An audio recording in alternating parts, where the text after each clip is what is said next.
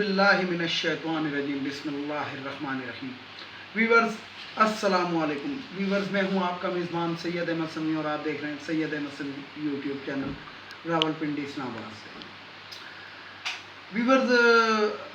آج جو آپ سے بات کروں گا وہ اس موضوع پہ ای وی ایم کے موضوع پہ، یہ جو الیکٹرانک ووٹنگ مشین جو ہے اس کے بارے میں کہ الیکشن کمیشن جو ہے وہ طوطے کی طرح بول رہا ہے اور کس کے مفاد میں بول رہا ہے، وہ دراصل اپوزیشن کی زبان بول رہا ہے، یعنی کہ پی ڈی ایم کی۔ بات کیا ہے؟ بات ایکچوئل یہ ہے کہ ریفارمز، یعنی کہ ہر حکومت کہتی ہے جب بھی وہ بنتی ہے الیکشن جیتتے ہیں تو زرداری صاحب جب الیکشن، میں زرداری صاحب سے شروع ہوں گا اس سے پہلے کہ میں بات ہی نہیں کرتا۔ زرداری صاحب جب الیکشن ہارتے ہیں تو وہ کہتے ہیں کہ جناب یہ آروس کا الیکشن تھا۔ اس کے بعد نواز شریف صاحب جب الیکشن ہارتے ہیں، یعنی کہ نون لیگ جب ہارتی ہے تو وہ کہتے ہیں کہ جناب وہ ایک سسٹم جو تھا آر ڈی اے سسٹم کے، جی وہ جو تھا یہ اس نے ہمیں ہرا دیا، اور پھر ایک خلائی مخلوق کا بھی نام لیا گیا تو جو پاکستان میں پہلی دفعہ انٹروڈیوس کا ہے۔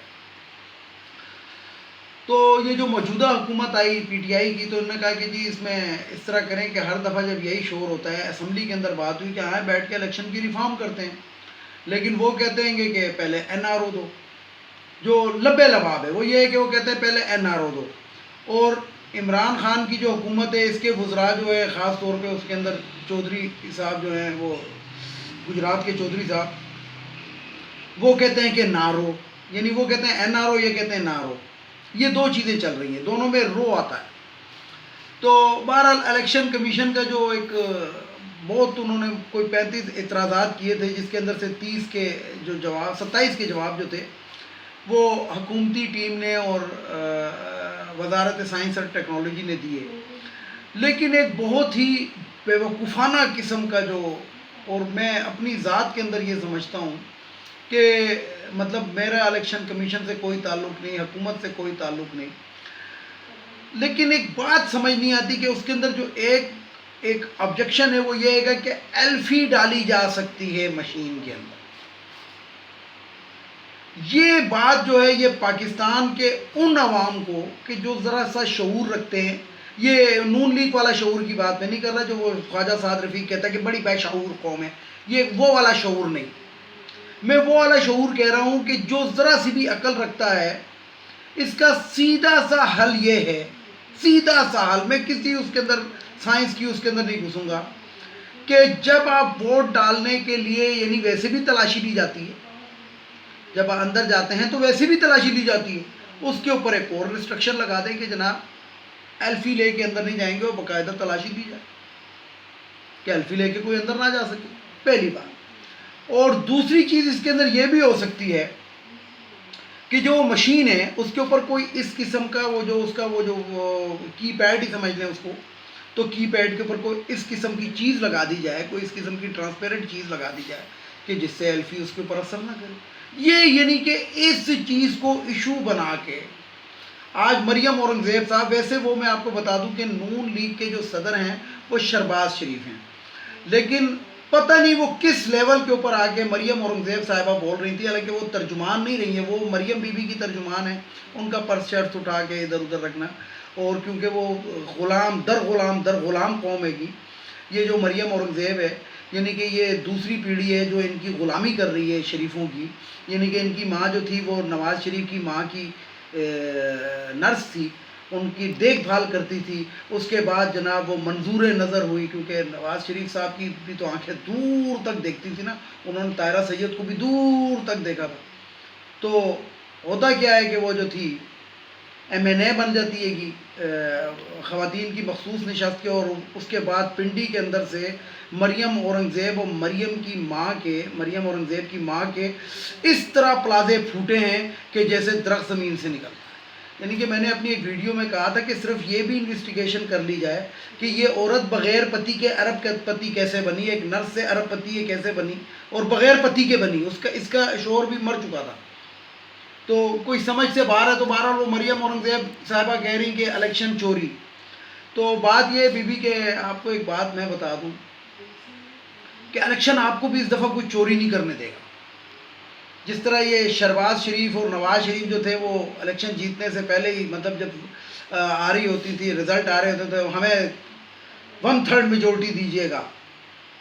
مجھے وہ پتہ نہیں انہوں نے کس کو کہا تھا, نجم سیٹھی کو کہا تھا, الیکشن کمیشن کو کہا تھا, ہمیں نہیں پتہ, یا آروف کو کہا تھا. تو الیکشن آپ کو بھی چوری کوئی نہیں کرنے دے گا. یہ جو آپ لوگوں نے گھپلے شپلے کیے تھے نا ادھر ضمنی الیکشن کے اندر, وہ گھپلے اب آپ کو کوئی نہیں کرنے دے گا. اس لیے نہیں کرنا, میں آپ کو خبردار کر رہا ہوں, اس لیے کہ میں بھی کچھ لوگوں میں بیٹھتا اٹھتا ہوں, بڑے بڑے لوگوں کے اندر, تو ہمیں یہ پتہ لگا کہ آپ کو بھی کوئی کھلا کھیل کھیلنے نہیں دے گا جو آپ ماضی میں کھیلتے رہیں, جو خواجہ سعد رفیق کھیلتا رہا ہے, جو شہباز شریف کھیلتا رہا ہے, جو شہباز شریف کے چیلے چپلے کھیلتے رہے. اسی کے اندر ایک خبر اور دیتا چلو کہ اپنی خیر منائیں. نون لیگ کے بہت سارے ایم این ایز اور ایم پی اے وہ ان سے ٹوٹ کے چودھری نثار صاحب کے کوٹ کے اندر جا رہے ہیں. حالانکہ چودھری نثار صاحب کا بھی میں آپ کو بتاتا ہوں کہ وہ اتنے اچھے بندے نہیں ہیں. وہ جب نون لیگ کے اندر تھے تو انہوں نے راتوں رات پی ٹی آئی کے کونسلر اور چیئرمین توڑے تھے, اور کس طرح توڑے تھے, پیسے دے دے کے توڑے تھے. تو لیکن ابھی جو ہے وہ شاید وہ پی ٹی آئی کے اندر آ جائیں, جو میں تو ان کو ویلکم نہیں کرتا ہوں. اگر وہ پی ٹی آئی کے اندر آتے ہیں مطلب میں اس کو اچھا نہیں سمجھوں گا, لیکن اگر وہ آتے ہیں اور عمران خان صاحب ان کو لے لیتے ہیں تو یہ کوئی انہونی بات نہیں ہوگی, کیونکہ عمران خان نے بہت سے ایسے الیکٹرول جو ہیں وہ لیے ہیں. خاص طور پہ یہ جو وسیم اکرم پلس ہیں, عثمان گزار صاحب, یہ بھی نون لیگ کی طرف سے ہی آئے ہوئے تھے, یہ بھی پہلے نون لیگ میں تھے. تو بہرحال بات یہ ہے کہ یہ تو پتہ لگے گا, لیکن بہت سارے ایم این ایز اور ایم پی ایز جو تھے, بہرحال چودھری نثار جو ہے ایک حقیقت ہے, اور حقیقت سے آنکھیں نہیں موڑی جا سکتی.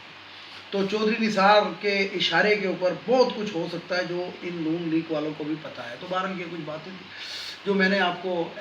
اس کے بارے میں کہی تھی, بتائیں آپ کو کہ یہ الیکشن کمیشن جو ہے وہ فریق بنا ہوا ہے. کیسے فریق بنا ہوا ہے؟ دیکھیں, الیکشن کمیشن کا تو یہ کام ہی نہیں ہے. ان کو تو جیسے حکومت کے ان کو ویسے کرنا چاہیے, اس کو فریق نہیں بننا چاہیے. حکومت کا کام ہے کہ پارلیمنٹ سے اس چیز کو منظور کرائے, اس کے بعد امپلیمنٹ کرے, ان کے عملے کی ٹریننگ کروائے. اور ان کے عملے کے اندر میں نے ایک طریقہ بھی بتایا تھا, میں نے ایک شفلنگ کا طریقہ بتایا تھا. یہ الیکشن کمیشن جو ہے یہ انتہائی کرپٹ محکمہ ہے. یعنی کہ اگر درجہ بندی کی جائے تو سب سے بڑی کرپشن جو ہے وہ ہماری عدلیہ میں ہے, دوسرے نمبر کے بعد ہماری پولیس کے اندر ہے, اور اگر تیسرا نمبر ان کو دیا جائے تو وہ غلط نہیں ہوگا. اس کا طریقہ کیا ہے؟ اس کا طریقہ یہ ہے کہ سندھ کے جو الیکشن کے اوپر جو سندھ کے اساتذہ یا جو بھی ڈیوٹیاں کریں گے ان کو کے پی کے میں لگایا جائے. کے پی کے میں جو کریں گے ان کو بلوچستان میں لگایا جائے, بلوچستان والوں کو پنجاب میں لگایا جائے, پنجاب والوں کو بلوچستان, یعنی کہ اس طریقے سے شفل کر دیا جائے. اس شفلنگ سے کیا ہوگا؟ اس شفلنگ سے یہ جو منظور نظر جو ہوتے ہیں نا لوگ, جو ایک بریف کیس لے کے جاتے ہیں اور وہ کنفرم ہو جاتا ہے کہ جناب ہم جیتیں گے, جیسے یوسف رضا گیلانی صاحب قومی اسمبلی کے اندر جیتے تھے, انہوں نے پہلے ہی کہہ دیا تھا ہم جیت چکے ہیں. اور ان کا بیٹا جو تھا وہ طریقہ بتا رہا تھا ووٹ کینسل کروانے کا کہ یہ طریقہ ہوتا ہے. پھر جب انہی کے ساتھ چیئرمین شپ کے اندر ہوا تو پھر ان کی چیخیں جو تھی وہ مریخ پہ جا رہی تھی. تو بات یہ ہے کہ جس علاقے کا بندہ ہو وہ اس علاقے میں نہ لگائے جائے. اگر اس علاقے میں لگائیں گے تو پھر یہ جو ہوگا الیکشن جو ہوگا فیئر نہیں ہو سکے گا. بے شک آپ الیکشن کمیشن یہ الیکٹرانک مشین لے آئیں یا جو مرضی لے آئیں, فرشتے اگر آگے بیٹھیں ڈیوٹیوں پہ تو شاید الیکشن فیئر ہو جائے. ادروائز ان لوگوں کے, ان کرپٹ لوگوں کے اس کرپٹ سسٹم, کیونکہ نواز شریف اور زرداری نے اور کچھ کیا ہے یا نہیں کیا, لیکن ایک ایسی کرپٹ قوم پیدا کر دی ہے اور ایسے ان کو سرکاری محکموں میں کھپا لیا ہے جن سے وہ اپنے مطابق جو ہے وہ رزلٹ حاصل کرتے ہیں. یہ جتنے بھی لوگ ہیں, اگر 100 کے اندر سے 5 بندے شریف ہوں تو وہ مائنر میں آتا ہے, وہ پلس میں نہیں آتا, وہ مائنس میں آتا ہے. لیکن آپ کسی بھی محکمے میں چلے جائیں, وابڈا میں, کسی بھی سوئی گیس کے اندر, جس مرضی محکمے میں چلے جائیں, کرپشن ہے. اور یہ کرپشن کن کی پیداوار ہے؟ ان لوگوں کو آپ کرپٹوں کو دیکھیں تو وہ انہی لوگوں کے دوروں میں بڑھتی ہوئے ہیں. بقول بلاول بھٹو زرداری اور مریم نواز, عمران خان تو نوکریاں دے ہی نہیں رہا. اس کا مطلب یہ نوکریاں نہیں دے رہا. جب نوکریاں نہیں دے رہا تو ان محکموں میں عمران خان نے بندے بھی نہیں بھرتی کیے. پھر اس کا مطلب ہے کہ جو کرپشن کر رہے ہیں وہ آپ لوگوں کے بندے ہیں. تو یہ جو ہے بات ذرا ذہن میں رکھے عوام. اب آتے ہیں ذرا انٹرنیشنل اس کی خبروں کی جانب۔ سب سے پہلے بات تو میں بتاؤں کہ امریکہ بڑا خوفزدہ ہے اور وہ باقاعدہ چین سے مدد مانگ رہا ہے، اور ان کے جو CIA کے جو سربراہ تھے وہ پاکستان کا دورہ کر کے گئے اور عمران خان کے ساتھ انہوں نے بڑی وہ کی کہ کچھ یہ، لیکن بہرحال مسئلہ یہ ہے کہ وہ ایبسولوٹلی ناٹ جو ایک لفظ تھا جو دنیا میں مشہور ہوا، تو ایبسولوٹلی کے بعد جو ہے نا وہ یہ والا اشارہ بھی بہت مشہور ہوا ہے کہ انہوں نے کہا جو مرضی کر دو، آپ ہمیں کرونا کی ویکسین کی بہت بھاری مقدار میں ڈوزیں دے دیں،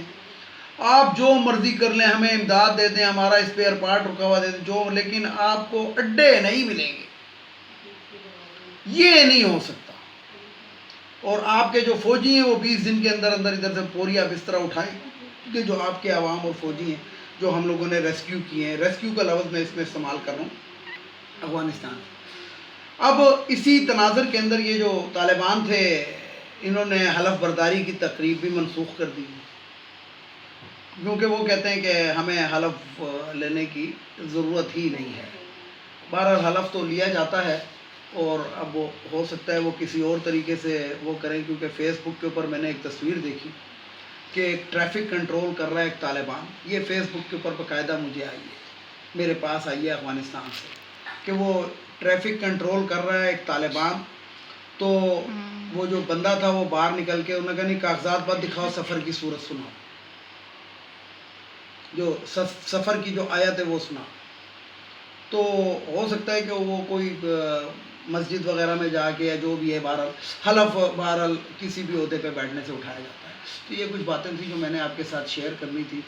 تو ویڈیو کو لائک کریں، شیئر کریں، سبسکرائب کریں، بیل آئیکن کے بٹن کو ضرور دبائیں تاکہ میری نیکسٹ ویڈیو آپ کو مل سکے۔ اس کے ساتھ ہی اجازت چاہوں گا، اجازت چاہنے سے پہلے کچھ روایتی جملے ہیں۔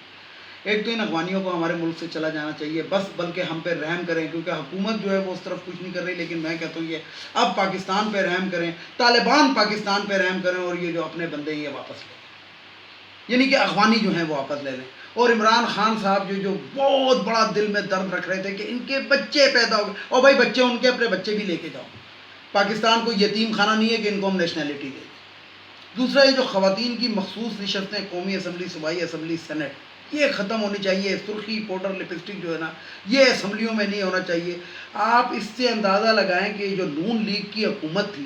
اور اس کے اندر یہ جو خواتین کی مخصوص نشستوں کے اوپر خواتین تھی، انہوں نے کتنے بوڑھے بوڑھے MNA سے شادی کی ہے، آپ لوگوں کو خود پتہ ہونا چاہیے، یعنی کہ اسحاق ڈار کی بیوی کا میں نام نہیں لینا چاہتا، یعنی کہ یہ جو سرخی پاؤڈر ہے ینگ لڑکی ہیں، اور یہ شادیاں پھر اسحاق ڈار اور ان لوگوں سے کر لیتی ہیں، تو اب آپ یہ ہونا نہیں چاہیے۔ تیسری بات، وہ ایک بھگوڑا لندن کے اندر بیٹھا ہے، دیکھیں جی دوبارہ سردی آنے والی ہے، اتنی شدید گرمی پڑ کے پھر سردی آنے والی ہے، بقرہ عید بھی گزر گئی، نہیں آیا تو وہ بھگوڑا لندن سے ابھی تک نہیں آیا، جو 28 دن کے لیے دوائی لینے کے لیے گیا تھا، اور لاہور ہائی کورٹ نے اس کو 50 روپے کے اسٹامپ پیپر پہ چھوڑا تھا۔ تو لعنت ہے اس شخص پہ بھی اور لعنت ہے ان لوگوں پہ بھی کہ جنہوں نے اس کو چھوڑا تھا۔ اور سب سے آخر میں بات وہی کروں گا کہ عدالتیں جو کرپشن میں نمبر 1 ہیں، کیسے نمبر 1 ہیں؟ انہی معزز جج صاحبان کے سامنے 50 روپے کا اسٹامپ پیپر 250 کا بک رہا ہوتا ہے، 2 روپے کی فوٹو کاپی انہی عدالتوں میں 10 روپے کی ہو رہی ہوتی ہے، انہی عدالتوں کے اندر وکلا جو ہیں وہ بو سونگتے پھرتے ہیں نوٹوں کی، اور اس وقت تک اس جج کے سامنے پیش نہیں ہو رہے تھے جب تک ان کا جو سائل ہے وہ مزید پیسے فیس کے علاوہ ان کی جیب میں نہ ڈال دے، جس کو وہ لوگ کہتے ہیں کہ وظیفہ۔ تو عدالتوں کو چاہیے کہ ہم پہ رحم کریں، عوام پہ رحم کریں، اور خدا کے لیے انصاف مہیا کریں، سیدھا اور سچا، جیسے بیلجیم کے ججز کرتے ہیں جو دنیا میں نمبر 1 ہیں، جو مسلمان نہیں ہیں۔ آپ تو ٹھیکہ لے کر آئے ہیں کہ آپ نے جنت میں بھی جانا ہے، تو اس لیے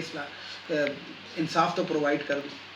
اور اپنے کرپٹ ججوں کے اوپر نظر رکھیں، ان کی بیویوں کے آنسوؤں کو مت دیکھیں کہ بھابھی رو پڑی، آئے ہائے ہائے، بڑی تکلیف ہوتی ہے جب بھابھی روتی ہے، تو بھابھی کے رونے کو مت دیکھیں بلکہ اس کی کرپشن کو دیکھیں۔ اس کے ساتھ ہی اجازت چاہوں گا تمام دیکھنے والے سننے والوں کو، خدا حافظ، اور آخر میں وہی نعرہ، پاکستان زندہ باد۔